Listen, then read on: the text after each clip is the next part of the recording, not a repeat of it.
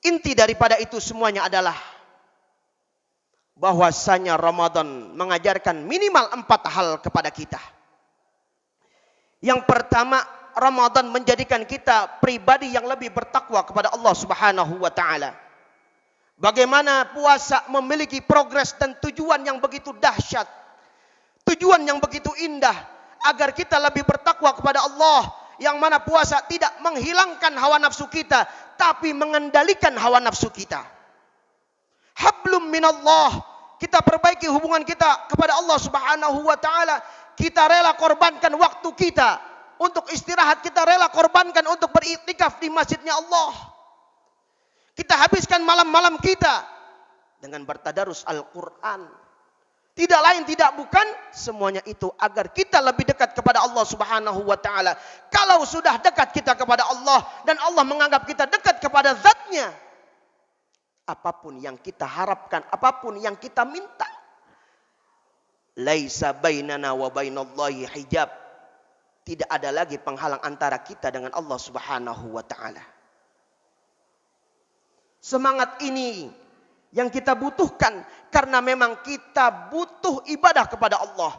Satu dunia tidak beribadah kepada Allah, satu alam semesta ini tidak bersujud kepada Allah, Allah ya tetap Allah.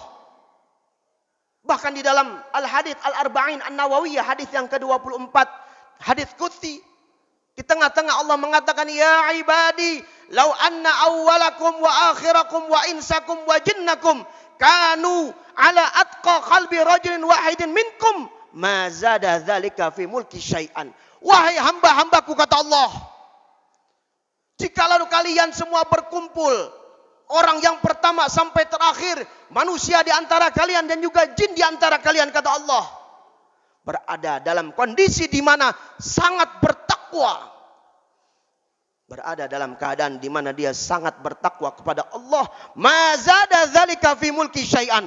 Allah katakan, tak akan menambahkan kekuasaanku sama sekali dengan itu semuanya.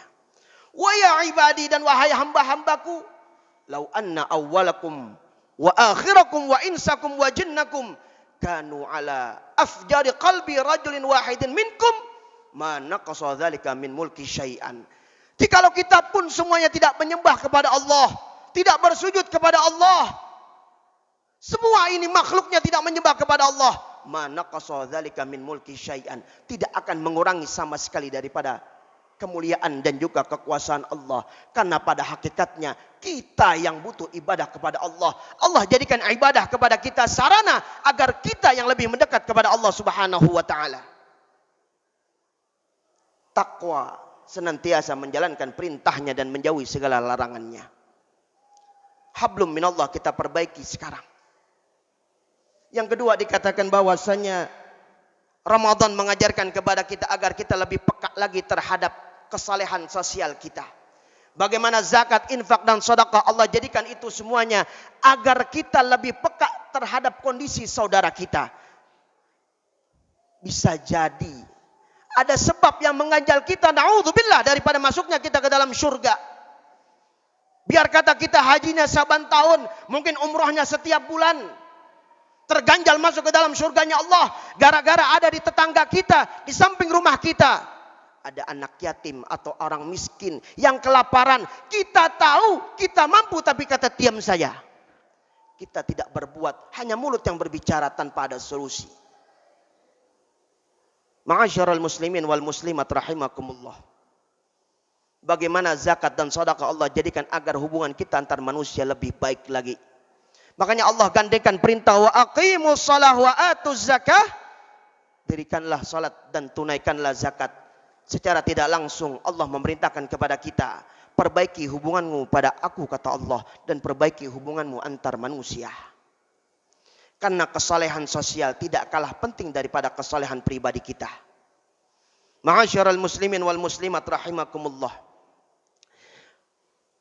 Pesan yang ketiga yang diajarkan oleh Ramadan kepada kita adalah agar senantiasa kita memakmurkan masjid. Ta'mirul masajid, kita ramaikan masjid dengan bermunajat dan juga beribadah dan segala agenda yang mendekatkan kita kepada Allah Subhanahu wa taala. Bahkan di dalam hadis yang diriwayatkan oleh Al-Imam Al-Bukhari, di antara 7 golongan yang mendapatkan naungan dari Allah, sab'atun yuzilluhumullah fi zillihi yawma la zilla illa zilluh. Di antaranya adalah yang mendapatkan naungan di hari tidak ada naungan kecuali naungan dari Allah Subhanahu wa taala adalah rajulun qalbuhu mu'allaqun bil masajid. Ada di antara umat Sayyidina Muhammad sallallahu alaihi wasallam yang hatinya senantiasa nempel ke masjid. Tergerak hatinya untuk senantiasa memakmurkan masjid. Bukan hanya datang untuk melaksanakan salat kemudian pulang lagi. Masjid kita bukan masjid yang ada di SPBU. Masjid kita bukan ada masjid yang di rest area yang orang datang silih berganti. Tapi tidak ada yang memakmurkannya. Datang dan pergi. Kita bersyukur kepada Allah Subhanahu wa taala. Masih banyak di antara saudara-saudara kita yang memakmurkan masjid ini. Sehingga masjid ini menjadi rumah terakhir daripada umat Islam untuk bermunajat kepada Allah Subhanahu wa taala. Alhamdulillah kita bersyukur masih merasakan nikmat keamanan yang begitu hebat. Aman kita beribadah di rumah Allah Subhanahu wa taala. Belum lama ini kita lihat saudara-saudara kita yang ada di Palestina ketika mereka bermunajat kepada Allah, ketika mereka beriktikaf di malam yang penuh dengan kemuliaan. Musuh-musuh Allah datang menyerang mereka. Tapi apa yang menjadikan mereka tetap tenang hati mereka? Karena mereka merasa aman tatkala mereka berada di rumah Allah. Kita mungkin melihat berita-berita yang ada di media sosial bagaimana mereka terbuka senyum mereka meskipun sangat sempit. Meskipun setiap harinya mereka mendengar ledakan yang begitu dahsyat. Tapi karena keyakinan dan keimanan mereka kepada Allah. Dan pilihan jalan mereka. Anak-anak muda tidak ada yang merasa takut. Tatkala mereka berada di masjidnya Allah. Kita bersyukur nikmat keamanan yang kita rasakan sekarang. Kita bersyukur kita masih bisa ibadah di rumahnya Allah. Ini nikmat jangan sampai Allah cabut. Gara-gara kita kufur terhadap nikmat Allah. Ya Allah, kalau seandainya keamanan ini Allah cabut. Ya Allah, kalau seandainya rasa aman ini Allah cabut daripada negeri kita. Na'udzubillah tsumma na'udzubillah. Jangankan untuk hidup, untuk sholat aja yang membutuhkan beberapa menit untuk bermunajat kepada Allah. Takutnya itu semuanya dihilangkan oleh Allah Subhanahu wa ta'ala. Kita bersyukur kepada Allah. Nikmat ini kita berharap mudah-mudahan Allah tidak cabut daripada negeri kita. Allah jaga negeri kita khususnya kota Jakarta ini.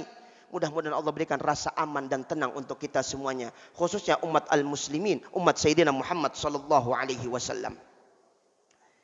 Yang terakhir, pesan yang disampaikan Ramadan kepada kita yang menjadi pelajaran buat kita dan harus kita tanam dalam diri kita. Ramadan mengajarkan kepada kita agar senantiasa kita bersilaturahim kepada saudara-saudara kita. La yadkhulul jannata qati'un, tidak masuk ke dalam surganya Allah orang yang memutus tali silaturahim. Memiliki tradisi yang sangat bagus tatkala kita pulang pada bulan suci Ramadan, pada hari raya Idul Fitri, pulang dari masjid, kita menghadap ke rumah orang tua kita yang telah meninggal, kita nyekar berziarah ke kuburan-kuburan orang tua kita. Kita bermunajat kepada Allah, kita doakan orang-orang yang telah meninggalkan kita, yang masih ada kita salaman kepada mereka, meminta keridhaan. Yang pertama kita minta maaf kepada Allah atas segala kesalahan yang kita perbuat. Allahumma innaka afuun karim tuhibbul afwa fa'fu anna. Allahumma inna nas'aluka al-afwa wal afiyah. Allahumma inna nas'aluka al-afwa wal afiyah. Kita minta kepada Allah ampunan yang begitu luas. Allahumma maghfiratuka awsa'u min dhunubina. Ampunanmu ya Allah lebih luas daripada dosa-dosa kami. Wa rahmatuka arja indana min a'malina. Dan rahmatmu dan kasih sayangmu ya Allah lebih aku harapkan daripada amal ibadah yang telah aku lakukan selama ini.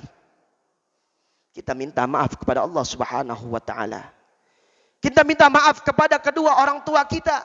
Ridallah fi ridal walidain.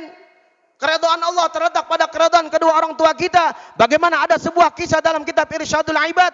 Syekh Abdul Aziz Al-Malibari menceritakan ada sahabat yang amalan pribadinya kepada Allah begitu dahsyat. Salatnya, puasanya, setiap hari tidak pernah ditinggalkan. Tapi satu yang menyebabkan lidahnya keluh, tidak bisa mengucapkan kalimat La ilaha illallah. Karena tidak ada hubungan baik dirinya dengan seorang ibu. Hampir saja lewat. Tapi ibunya memaafkan, seketika itu juga Alqamah bisa mengucapkan kalimat La ilaha illallah karena keridhaan ibunya turun kepadanya dan Allah ridha kepadanya. Seorang suami meminta maaf kepada istrinya, istri meminta maaf kepada suaminya. Terjalinlah hubungan yang begitu indah. Rumah tangga yang sakinah, mawaddah, warahmah. Yang dikatakan bahwasanya kita tetap menjaga tali silaturahim. Silman qata'ak, sambungkan silaturahim orang-orang yang memutuskan hubungan tersebut kepada engkau. Wa'timan haramak, berikanlah kepada orang yang tidak mau memberikan kepada engkau. Wa'fu amman zalamak, dan maafkanlah kepada orang-orang yang berbuat zalim kepada engkau. Tidaklah tatkala seorang muslim berjumpa dengan muslim lainnya, kemudian dia berjabat tangan, ma min muslimaini yaltaqiyani fayatasafahani illa ghufira lahumma ma lam yatafarraqa. Ada dua orang muslim yang saling berjabat tangan, kemudian saling mendoakan, tidaklah yang Allah berikan kecuali ampunan atas segala dosa-dosanya sebelum dia berpisah dari hadapan saudaranya tersebut. Ma'asyiral muslimin wal